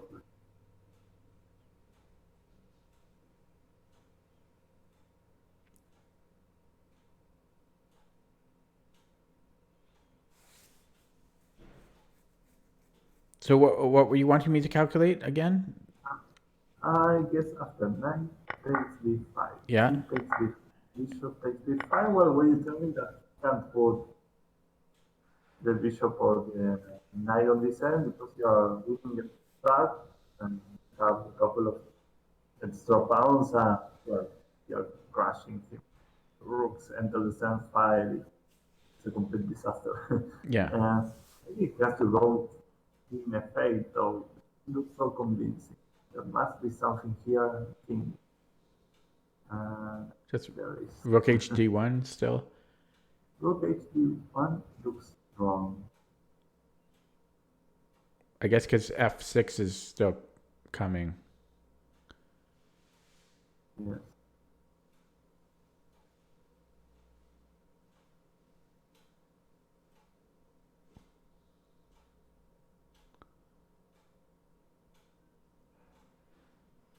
What almost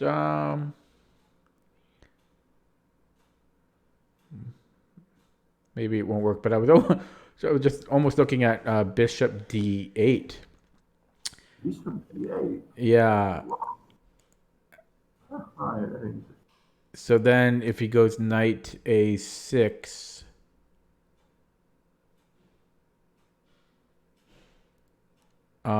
knight a6, I can just take the knight. Bishop takes a6. Your recovery of this. Oh. It looks interesting. Yeah, that looks strong. Either way, bishop d8, rook a7, maybe. It's the only move. But I'm still threatening. I just do, yeah, bishop takes c7. I'm still threatening. Yeah, I'm still threatening rook e8. Rook d8, king e7. He's kind of defending, but I don't trust him. I don't trust his position at all. Because if here, I was thinking, I get. Oh, sorry. He is protecting it. Bishop is defended. It's all hanging by a thread, but Yeah. it's still hanging. Well, I guess here we could even just take the pawn. Knight takes e5. Oh yeah, we get into this again. Yeah. F6. Yeah. Is a thing here. No. Yeah.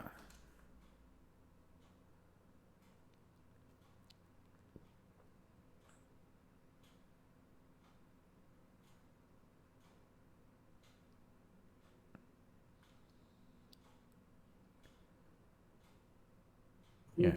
Doesn't look. Yeah, it doesn't look like that works. So King F8 is still a challenge. Yeah, annoying. Still the attack looks very, very strong.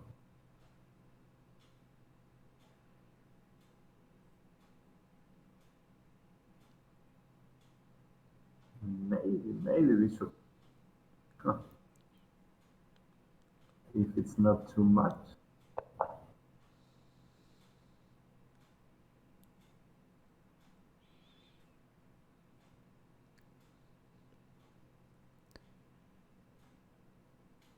It might be too much. It's just leaving.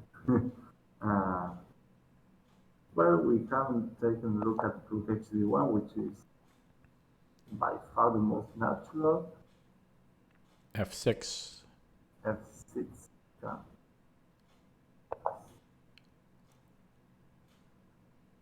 Bishop E3. 3 looks good. I was taking a look at Rook 8, but not from Bishop takes, Rook takes D8, King E7. The Rook is going to be threatened. Bishop D3. Go with Bishop 3. Now you're threatening Rook check. It's not easy to get your pieces out still. This looks interesting, at least, at the very least. Yeah. But well, it wasn't crystal clear. Yeah, no. Yeah. It's not that easy. But I think you have good chances of punishing here. He's not getting his pieces out easily. Knight e7 is well refuted by check, and the rook on a check is going to fall. I don't know, maybe King f7 is playable here.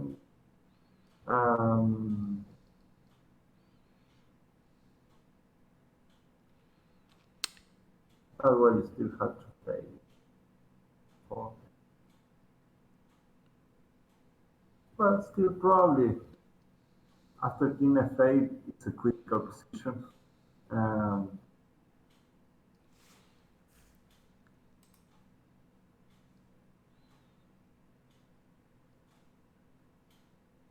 There's a lot to calculate here. It wasn't easy at all.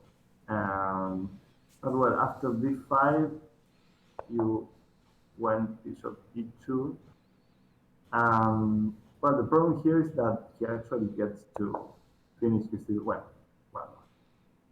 after a4, you still have this kind of things with knight takes b5. He's always pushing. Bishop d2. I know knight takes b5 is scary, and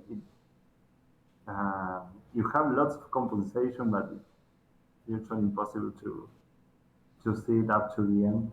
Yeah. But after bishop d2, black is kind of untangling. If he doesn't play a4, now a further provocation. He should have played f6, followed by knight e7, and he's actually fine. He even has some more space thanks to all of his crazy pawn moves.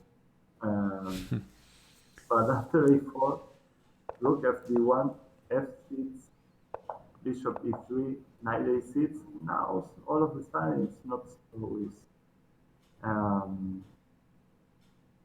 He's still pushing it. Maybe knight h5 here. No, at this point I didn't see any that convincing because well, black has already developed something. He has played f6, and now you went for it. Well, I think the conditions were better a little bit earlier. Though after king f8, it's not that easy. Yeah, I remember. I remember this. I remember thinking here. I was thinking. I remember, and I was debating. I'm like, should I trade my bishop for these 3 pawns? And I kind of went for it. I didn't really think about it too much. But then in hindsight, I'm removing all of these pawns in front of my king so that he's got all of these open files for his pieces. So it probably wasn't worth it trading. I thought, I kind of just looked at it in that regard, just, the bishop for the 3 pieces. But I guess it creates a lot of weaknesses around my king side. Yes, these 3 pawns are not advanced enough to compensate for whole piece, maybe. Your compensation lies partly on the pawns and partly on the fact that you are still threatening things against this king. He's still very exposed and you're still having development. But yes, if it's only for the pounds, maybe it's not such a great idea to get 3 pounds for a whole piece. Actually, he got some counterplay against you. But at this point, I'm not convinced that knight b5 is a bad move or anything like that. I think that maybe earlier it was stronger. Though king f8 is still a move we have to refute over the board, and that's not easy at all. It's not easy to play for either side. Here it's this is a mess. God knows what's going on here. You picked up 3rd pawn. I wanted my 3rd pawn for the bishop. It's consistent. Yeah. You went for it. Now knight e7, bishop e3 checks, fine. Bishop e6. Now you play bishop takes e6. Looks consistent. I didn't really like the bishop looming down on my king side here. I thought, I didn't really like that, so I decided to trade off. Maybe you could consider now or after the change on e6 playing rook e7. Just to make it difficult for him to play knight b4, I want to put some difficulties to maneuver that's very annoying. Well, now he couldn't do it. The bishop on c7 is hanging, but maybe that was a possibility. Maybe now or maybe after the change on e6. Just to take him up a little bit. King b1 seems a bit slow. I don't know if that works.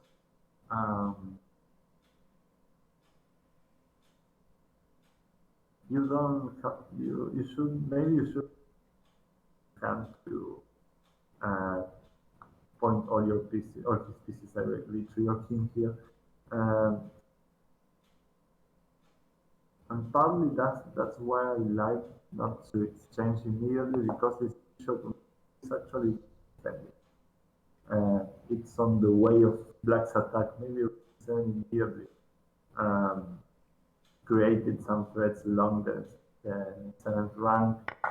Well, you're still very much in the game here, but it's getting a little strange.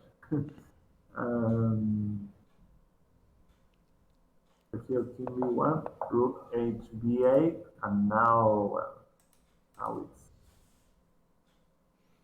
getting difficult. Maybe Yeah, this is when I was regretting taking those 3 pawns. And now it looks rather threatening. Yeah. Maybe you have to prevent knight b4. That makes it improves a lot after knight b4. Then go to c6 if you kick it back, and if you kick it back, you are also weakening your queen side, and well, your king on the other side of I'm feeling a little bit uncomfortable. And one of your problems is that your rooks actually are not threatening to enter the center flank so easily. Maybe you could go for even just for the start of having this bishop on the bullseye. Here, knight h4. That seems to be off. It doesn't do anything against knight b4. I'm trying to remember what I was thinking with that.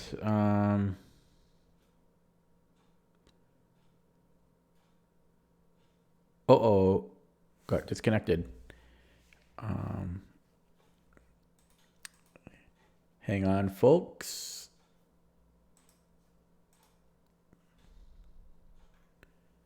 Just turn that off right now. 1 second. We got disconnected on. So, how are you guys doing? Oh. Hi, you hear me? I hear you. I don't see you. I don't see you either. Yeah. Let me leave call and then reconnect. Okay.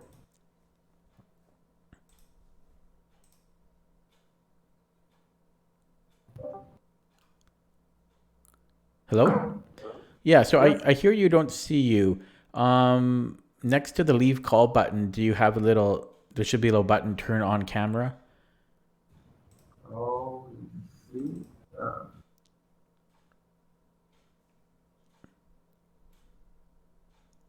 Where can that be?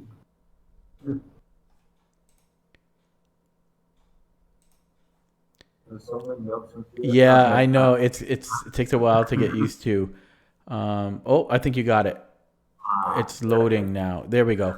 We're good. Fine. We were on knight h4. You were telling me that you were trying to remember. Yeah. So I was trying to remember what I was thinking here. I can't really remember. I mean, it doesn't really make sense to go to f5.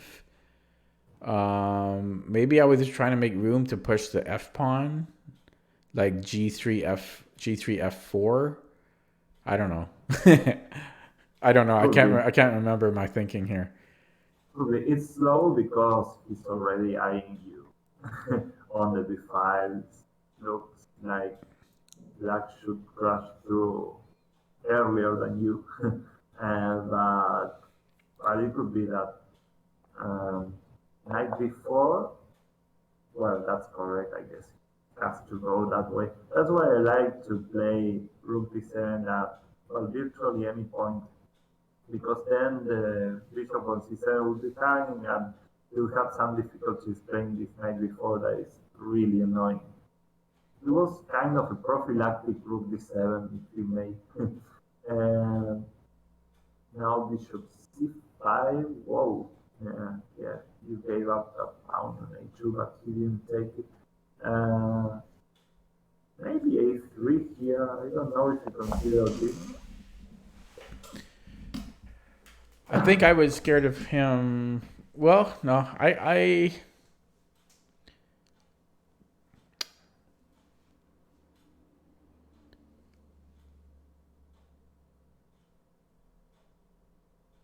Yeah, I guess that's fine. I probably wasn't putting a whole lot of thought into my moves here because I think it's not showing it right now, but it was showing the time. It's It's I can't see the time. Yeah, it was showing You, it. I don't know why. Oh, there it is. Yeah, there. yeah. Yeah, I was under 4 minutes here, and there's no increment. I probably wasn't thinking too deeply And here. you Yeah, yeah, you have half the time to do so.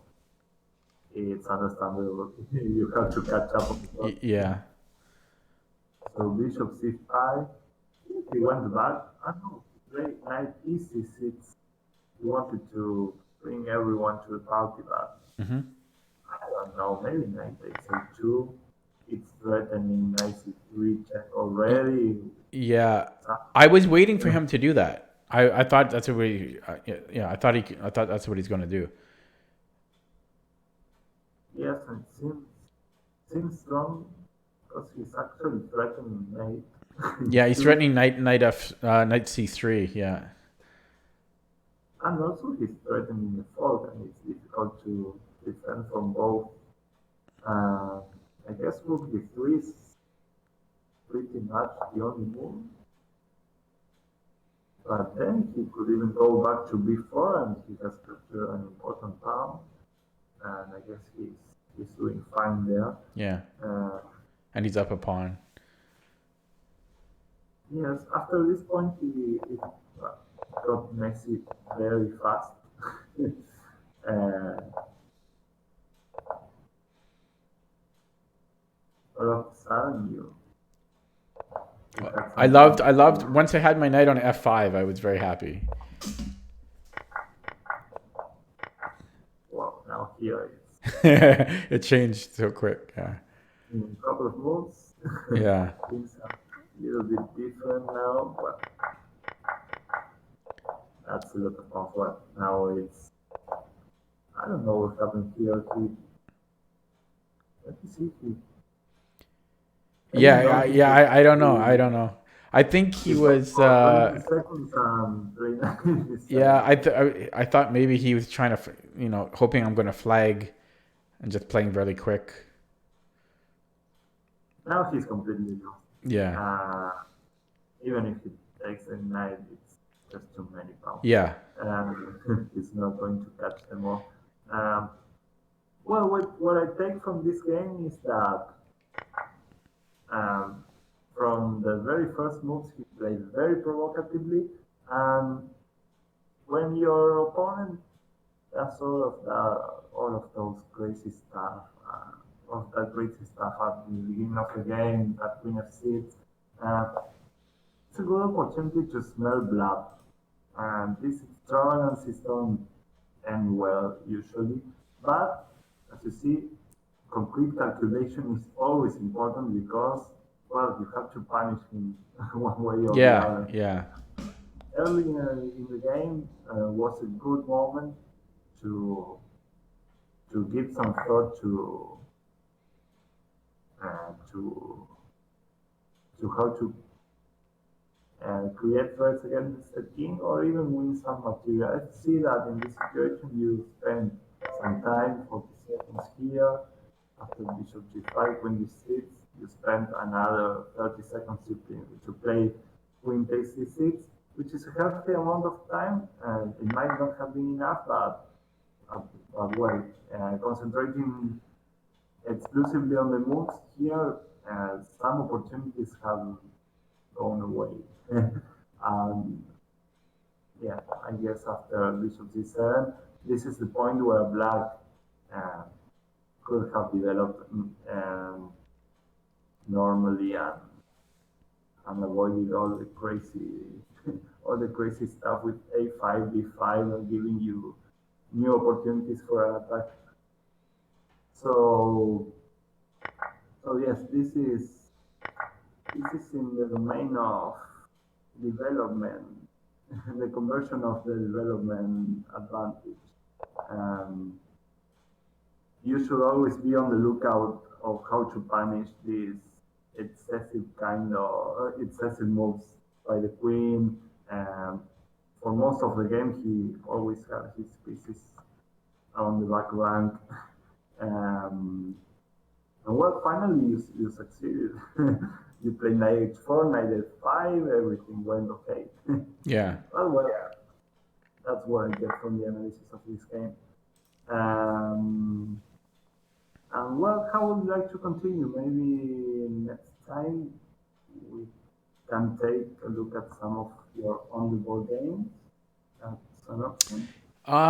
Yeah, I've got another tournament on Friday. So Okay. yeah. We have also. I've been performing really bad in pretty much every tournament I played this year. So we'll see how this one does.